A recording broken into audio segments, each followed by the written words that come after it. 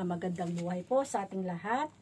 Ako nga po pala si Ate Janet from Baguio City. Ang topic po natin ngayon kung bakit na high blood ang mga tao. Bakit ka nga ba kaya na high blood yung mga tao? Unang-una po, walang disiplina sa pagkain. Mahilig pong kumain ng mga maalat, matatamis, matataba. Yun po ang number 1 na nagpapa-high blood sa tao. At samahan nyo na po na walang exercise sa sarili. Wala po silang pag-exercise, kaya lalong tumataba at hindi po bumababa yung kanilang mga cholesterol at mga sugar. Kaya ngayon po, ang topic po natin ngayon, yun nga po ang bakit ang mga tao ay halos na high blood. Lalo na sa panahon ngayon, nagkukulang yung mga kanilang inumin, mga liquids sa kanilang katawan, nagkukulang sila sa pag-inom ng tubig. At may nararamdaman na sila, hindi pa sila pupunta ng doktor.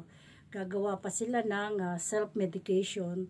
Kaya himbis na po gagaling sila, hindi po sila gumagaling. Dahil nga po nagsi-self-medication lang sila. At kung naman po pupunta sila sa doktor, hindi naman po binibili yung mga gamot.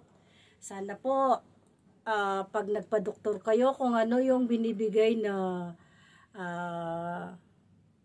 reseta ng doktor, yun lang po ang ating bibilhin. At sana pakinggan natin yung ating mga doktor kasi sila ang nakakaalam kung ano yung ating mga karamdaman.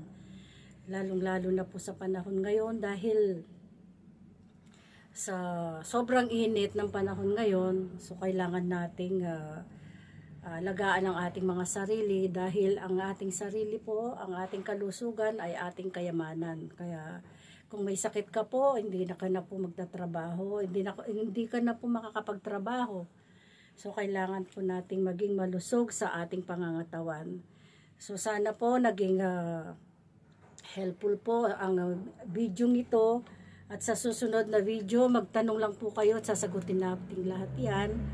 At maraming salamat po sa panonood. At kung nagustuhan nyo po ang video ito, please don't forget to subscribe. At pakiclick na rin po ang notification bell para ma-update kayo sa lahat ng video i-upload ko. Please, huwag po kayong huwag nyo pong kalimutang mag-comment.